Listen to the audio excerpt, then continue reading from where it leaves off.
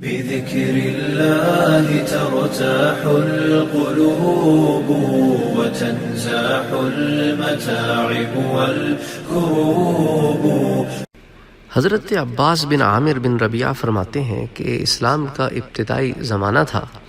ہم حضور کے ساتھ مکے میں تھے تو پہاڑ سے ہمیں ایک آواز آئی اور وہ مسلمانوں کے خلاف کفار کو بھڑکانے کے لیے گویا کوئی جن، کوئی شیطان آواز لگا رہا تھا.